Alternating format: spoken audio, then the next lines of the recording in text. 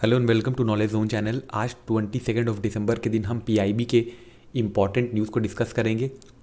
अगर आपको मेरा लेक्चर पसंद आता है तो प्लीज़ चैनल को लाइक करें, सब्सक्राइब करें, शेयर करें, अदरवाइज डिसलाइक करें। चलिए डिस्कशन स्टार्ट करते हैं। पहली न्यूज़ है इंडिजीनियस गेम्स के बारे में। तो यहाँ पर स्पोर्ट्स मिनिस्ट्री ने अपनी अप्रूवल दे दी है। जो हमारे देश की जो इंडिजीनियस गेम्स है उसको यहाँ पर इंक्लूड करने की बात की गई है, अप्रूवल दे दी गई है खेलो इंडिया यूथ गेम 2021 के अंदर। तो यहाँ पर ये जो गेम है वो हरियाणा में खेला जाएगा। तो इस गेम के अंदर जो 4 गेम्स इंक्लूड किए गए हैं उसमें पहली गेम है गटका, दूसरी कलरीपयट्टू, थंगटा और मलखम। देखिए मलखम तो ये वाली गेम हो गई जहाँ पर एक पर्सन अपने आप को एक लकड़ी के स्ट्रक्चर पे बैलेंस करता है और इस पर डिफरेंट करतब दिखाता है। फिर है कलरीपयट्टू। देखिए ये वाली गेम जो है इसको कहते हैं कलरीपयट्टू। ये केरला में इस गेम को परफॉर्म किया जाता है। इसके अलावा है थंगटा। थंगटा जो है ये गेम जो है तो इसको परफॉर्म किया जाता है एक स्पीयर और सोर्ड की मदद से। तो ये वाली गेम जो है ये है थंगटा।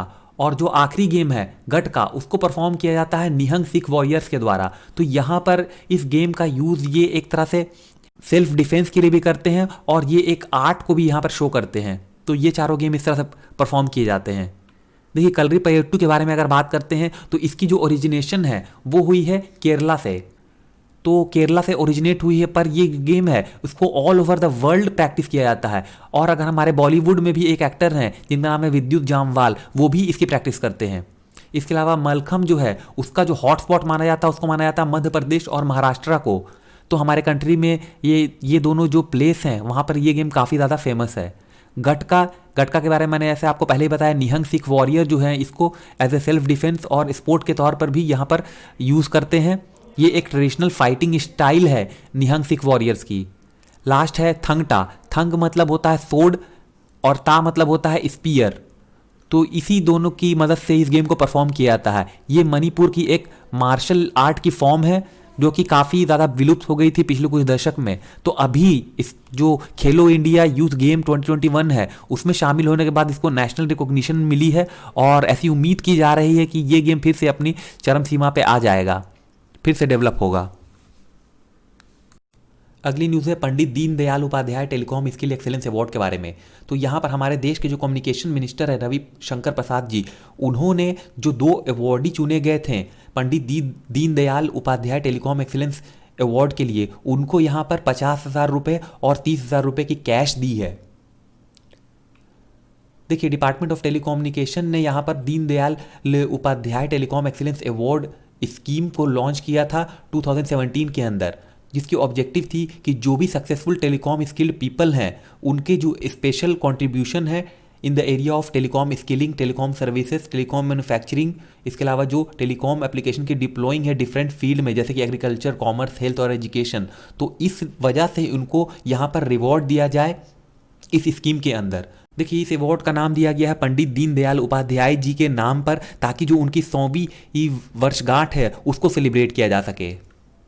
अगली न्यूज़ है अशोकनगर वन वेल के बारे में। देखिए यहाँ पर union minister of petroleum and natural gas ने बंगाल बेसिन को डेडिकेट किया है as 8th producing basin of India के तौर पे।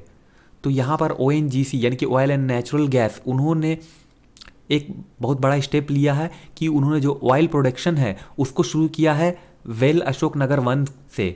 तो जो कि Bengal basin 24th Pargana district से बिलोंग करता है। देखिए ये जो वेल है अशोकनगर वन उसको कंप्लीट कर लिया गया था अर्ली मोनेटाइजेशन प्लान जिसको इशू किया था गवर्नमेंट ऑफ इंडिया ने उस समय।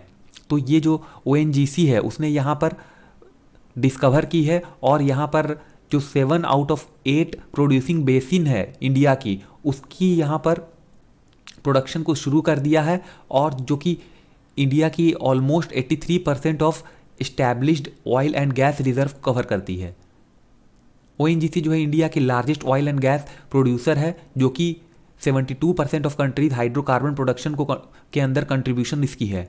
तो ये जो वेल है अशोकनगर वन, उसने यहाँ पर जो सर्च थी हाइड्रोकार्बन की इस रीजन में तो उसको यहाँ पर एक तरह से समाप्त कर दिया है और इसने अपनी पहली कंसाइनमेंट को प्रोड्यूस कर लिया जब वेल टेस्टिंग की जा रही थी IOCL हल्दिया ऑयल रिफाइनरी में। तो उस समय इसने ये अपनी पहली कंसाइनमेंट पूरी की थी। अगली न्यूज़ है AMU यानी कि अलीगढ़ मुस्लिम यूनिवर्सिटी के बारे में।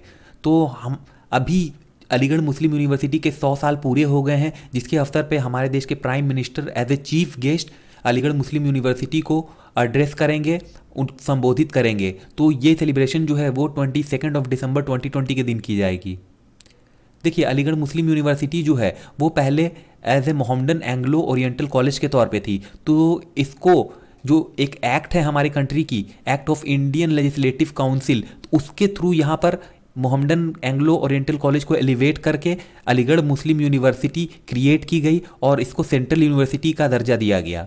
देखिए, जो मोहम्मडन एंग्लो ओरिएंटल कॉलेज है उसको सेटअप किया गया था सर सैयद अहमद खान जी के द्वारा, यानी कि इनके द्वारा इस यूनिवर्सिटी को सेटअप किया गया था, इसकी नींव रखी गई थी। तो इसके बाद जो यूनिवर्सिटी है उसको बाद में कन्वर्ट किया गया। काफ़ी इसके लिए डोनेशन लिए गए थे। डिफरेंट जो हमारे कंट्री के आज़ादी के समय जो राजा और जो ब्रिटिश थे उन्होंने काफ़ी ज़्यादा यहाँ पर कंट्रीब्यूट किया था। कई सारे फंड इकट्ठा किए थे सर सैयद अहमद खान ने। देखिए, सर सैयद अहमद खान जो थे वो काफ़ी पढ़े लिखे इंसान थे और उन्होंने देखा कि जो हमारे कंट्री में जो मुस्लिम्स हैं वो उस प्रकार से एजुकेटेड नहीं है, तो उनको लगा कि हमारे कंट्री में एक ऐसी यूनिवर्सिटी की ज़रूरत है जहाँ पर उनको एजुकेट किया सके। उसके बाद उन्होंने वहाँ पर फंड इकट्ठा करना शुरू किया और अलीगढ़ मुस्लिम यूनिवर्सिटी की स्थापना की। देखिए, इस यूनिवर्सिटी की जो कैंपस है वो अलीगढ़ यानी कि उत्तर प्रदेश के अलीगढ़ में इस्टेब्लिश है। इसके जो 3 ऑफ कैंपस सेंटर हैं वो है केरला के मल्लापुरम, मुर्शिदाबाद, जंगीपुर वेस्ट बंगाल और किशनगंज बिहार में। तो इन तीनों जगह पे इसके ऑफ सेंटर भी हैं। अगली न्यूज़ है EPFO पेरोल डेटा के बारे में। EPFO यानी कि एम्प्लॉय प्रोविडेंट फंड ऑर्गेनाइजेशन। तो यहाँ पर जो प्रोविजनल पेरोल डेटा है EPFO की, उसको रिलीज़ किया गया है 20 दिसंबर 2020 के दिन। देखिए, ये जो डेटा है उसमें दिखाया गया है कि 11.55 लाख नेट सब्सक्राइबर ऐड हुए हैं अक्टूबर 2020 मंथ में। तो कोविड-19 पैंडेमिक की सिचुएशन के दौरान भी EPFO ने जो हमारी करंट फाइनेंशियल ईयर है अप्रैल से अक्टूबर 2020 के बीच में 39.33 लाख सब्सक्राइबर को ऐड किया था। इसके अलावा जो डेटा है उसको पब्लिश किया गया है जिसमें कि जो मेंबर है जिन्होंने ज्वाइन किया है ड्यूरिंग दिस मंथ और जिनका कंट्रीब्यूशन रिसीव किया गया है EPFO के द्वारा इस मंथ में, तो वो भी पब्लिश किया गया है। अगर ईयर ऑन ईयर कंपैरिजन की बात की जाए तो यहाँ पर अक्टूबर 2020 में काफ़ी हेल्दी ग्रोथ देखने को मिली है, जिसमें कि 56% ग्रोथ है in term of net payroll addition as compare to जो नेट सब्सक्राइबर ग्रोथ है उससे अगर कंपेयर किया जाए तो। देखिए, जो नेट सब्सक्राइबर ग्रोथ वो दिखा है वो है 7.39 लाख का, जो कि रजिस्टर हुए हैं मंथ ऑफ अक्टूबर 2019 में, जो कि इंडिकेट करती है काफ़ी अच्छी रिकवरी हुई है प्री कोविड-19 लेवल से।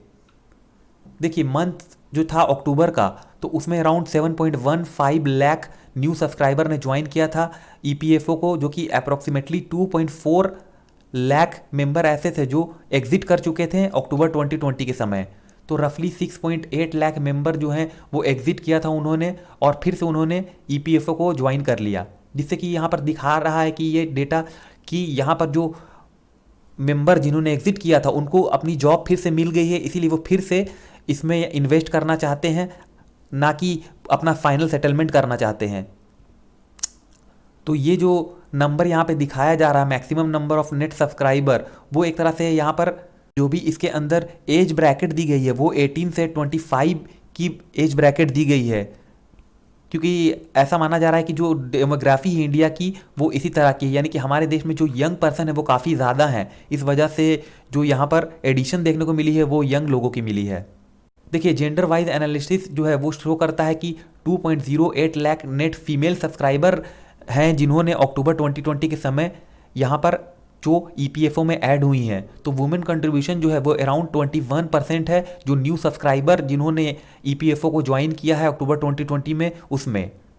देखिए, EPFO की बात की जाए तो ये एक सोशल सिक्योरिटी ऑर्गेनाइजेशन है जो कि वेरियस सर्विसेज प्रोवाइड करता है अपने मेंबर को under the purview of EPF act 1952, जिसमें कि प्रोविडेंट फंड, पेंशन दिया जाएगा रिटायरमेंट के समय, इसके अलावा फैमिली पेंशन, इंश्योरेंस और अगर किसी की अनटाइमली डेथ हो जाती है तो वहाँ पर भी उनके लिए इंश्योरेंस की सुविधा होगी। तो पे रोल डेटा जो कि एक प्रोविजनल है, ये अपडेट करता है एम्प्लॉय के रिकॉर्ड को, और ये एक कंटिन्यूअस प्रोसेस है जिसको कि अपडेट किया जाता है मंथ ऑन मंथ बेसिस के तौर पे। तो ये थी आज की सारी news. Thank you very much for discussion.